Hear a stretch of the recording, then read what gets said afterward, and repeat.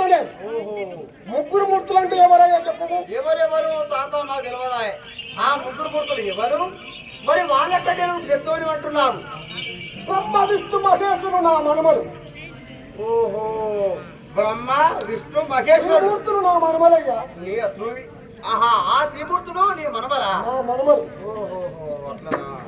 ముగ్గురు మూర్తుల కన్నా పెద్దవాడు నేను. ఆహా, ముందొక్క జాంబవంతుడు. ఆహా, లోకములను ఏమంటారు? ఏమంటారు? పచ్చపుంటావు నన్ను